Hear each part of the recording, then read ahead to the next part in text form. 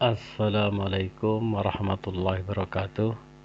Selamat berjumpa kembali dalam pembelajaran kimia kelas 12 SMA Negeri 2 Banguntapan, yang pada kesempatan kali ini kita akan melanjutkan pembahasan kita tentang turunan senyawa karbon alkana.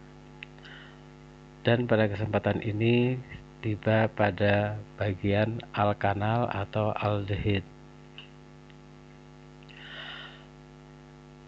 Alkanal atau aldehid merupakan senyawa turunan alkana dengan gugus fungsi COH atau CHO seperti ini, yang memiliki rumus struktur RCOH dengan rumus umumnya CnH2nO. Beberapa contoh dari alkanal adalah sebagai berikut. Pertama adalah metanal dengan rumus strukturnya HCOH, rumus molekulnya CH2O. Yang kedua adalah etanal dengan rumus struktur CH3COH, rumus molekulnya C2H4O. Kemudian yang ketiga adalah propanal, memiliki 3 atom C, CH3, CH2, COH, rumus molekulnya C3H6O. Tata nama aldehid atau alkanal. Yang pertama adalah tata nama sistematis menurut IUPAC. Maka untuk penamaan alkanal adalah diturunkan dari nama alkana dengan mengganti akhiran A dari alkana menjadi akhiran al pada alkanal. Sebagai contoh, CH4 metana, maka ketika menjadi alkanal namanya menjadi metanal. Dan yang kedua adalah etana, menjadi etanal. Untuk aldehid yang bercabang, maka penamaannya adalah sebagai berikut, bahwa untuk letak gugus fungsi itu kita tidak perlu menyatakan, karena gugus fungsi untuk alkanal pasti terletak di C nomor 1 seperti ini. Sebagai contoh, kita akan memberi nama struktur ini. Ini suatu alkanal dengan rantai utama terdiri dari 5 atom C, ini ke arah dari kanan ke kiri, ini nomornya. Kemudian alkanal ini memiliki cabang metil yang terletak di C nomor 3, sehingga namanya menjadi 3 metil pentanal. Untuk contoh yang kedua, mirip dengan yang pertama, ini adalah sebuah alkanal atau aldehid dengan rantai utamanya terdiri dari 6C. Arahnya dari kanan ke kiri, kemudian ke bawah, ini ada ikuti nomornya. Dan dia memiliki 2 buah cabang metil yang terletak di C nomor 2 ini, dan cabang ini terletak di C nomor 4, sehingga nama lengkapnya menjadi 2,4-dimetil heksanal.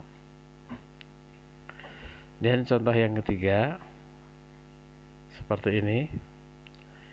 Ini adalah alkanal yang juga terdiri dari 6 rantai C. Ini ada rantai C-nya terdiri dari 6 atom C ini ke arah ini. Nah, kemudian cabangnya ada 2 jenis. Yang pertama adalah metil, ini sebanyak 3 buah terletak di C nomor 2 ini. Nomor 2 ada 2 buah metil yang ini. Kemudian satu lagi metil ada di C nomor 5, sehingga ada 3 buah metil terletak pada nomor 2 dan nomor 5. Kemudian ada cabang etil yang ini terletak pada C nomor 3, sehingga namanya kita tuliskan sesuai dengan urutan abjad dari cabang adalah 3 etil 2,2,5-trimetil heksanal. Sedangkan untuk nama lazim atau nama trivial maka menggunakan akhiran aldehid. Sebagai contoh, untuk metanal maka nama lazimnya lebih dikenal dengan formaldehid. Kemudian etanal lebih dikenal dengan nama lazimnya ada acetaldehid. Dan propanal lebih dikenal dengan nama lazim propionaldehid, serta butanal lebih dikenal dengan nama butyryldehid. Dan isomer pada aldehid.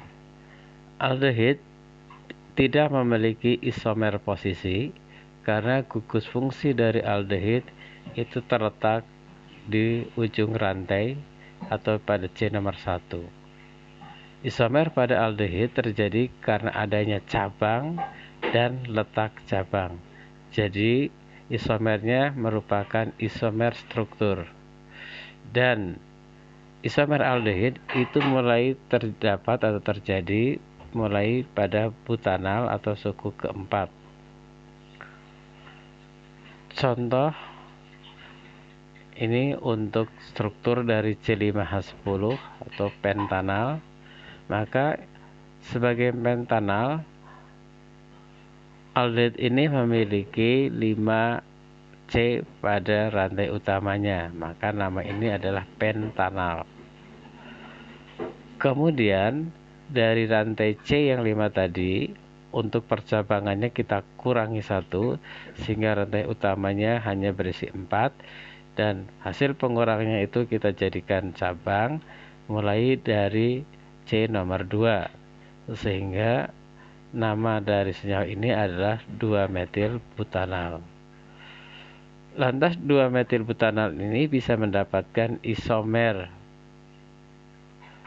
dengan cara menggeser posisi cabang yang tadinya ada di nomor 2 digeser ke nomor 3, berarti menjadi 3-metil butanal.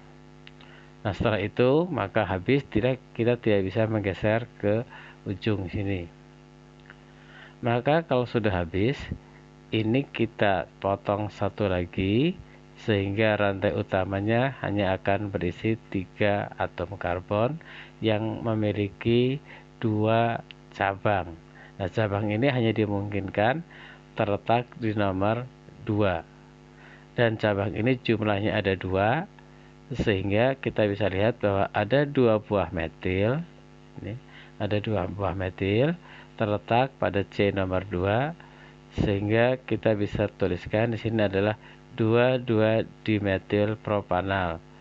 2,2-dimetil propanal.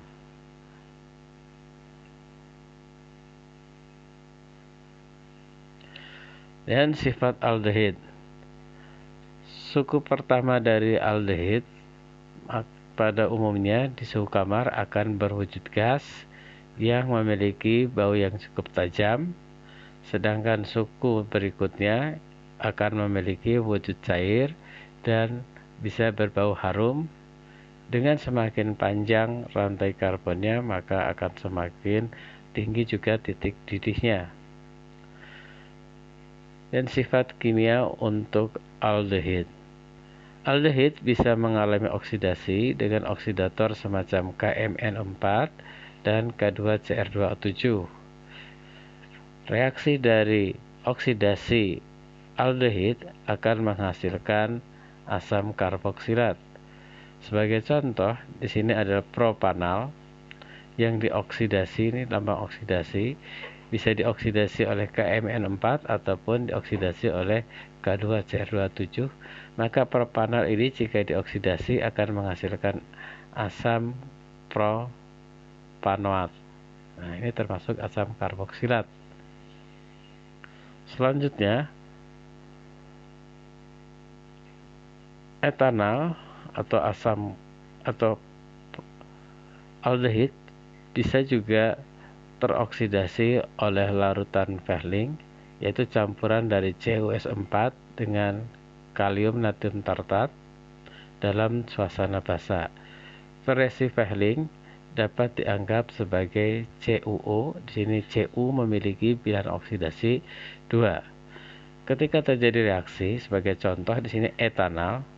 Etanal akan dioksidasi oleh CuO menjadi asam etanoat, dan Cu akan mengalami proses reduksi menjadi Cu2O, di mana Cu di sini memiliki bilangan oksidasi +1.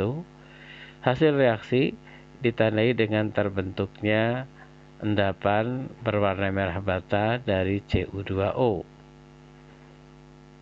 Dan ini merupakan salah satu reaksi identifikasi dari adanya aldehid. Selain menggunakan larutan Pelling, maka bisa juga dengan menggunakan reaksi atau reagent tolerance, yaitu larutan perak nitrat di dalam larutan amonia berlebih.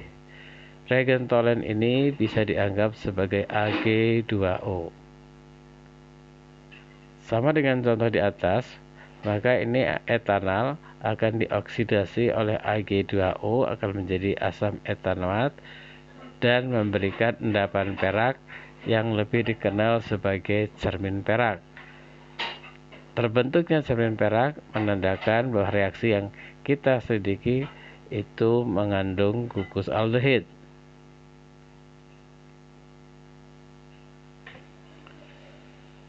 Selanjutnya adalah adisi dengan hidrogen.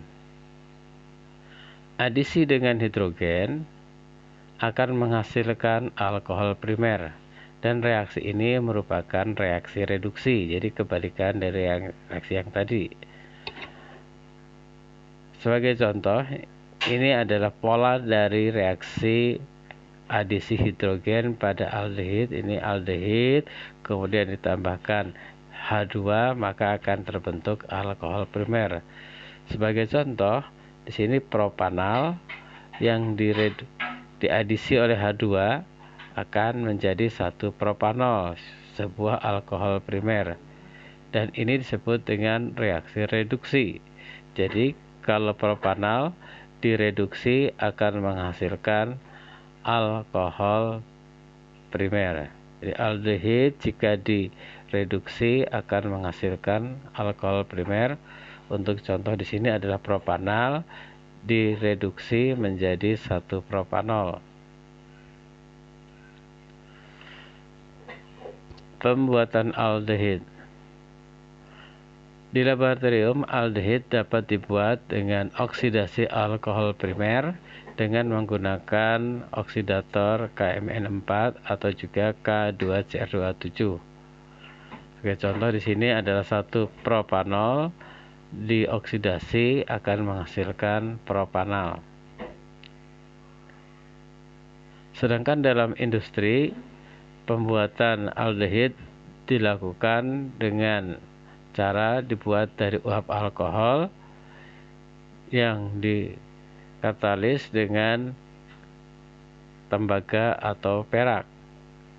Di sini sebagai contoh adalah metanol yang dioksidasi oleh oksigen dengan katalisnya adalah tembaga, maka akan menghasilkan metanal atau formaldehid. Kegunaan aldehid. Aldehid mempunyai beberapa kegunaan dalam kehidupan sehari-hari. Yang pertama, banyak di antara kita sudah pernah mendengar nama formalin. Formalin dibuat dari larutan 40% formaldehid atau metanal yang dilarutkan di dalam air. Formalin digunakan untuk mengawetkan preparat biologi atau juga untuk mengawetkan mayat. Jadi bukan untuk pengawet bahan pangan. Kemudian aldehid juga digunakan sebagai bahan pembuat beberapa jenis plastik yang bersifat termoset, yaitu plastik yang tidak meleleh saat dipanaskan. Demikian pembelajaran kita untuk alkanal atau aldehid saat ini pada kesempatan kali ini. Semoga bisa bermanfaat. Assalamualaikum warahmatullahi wabarakatuh.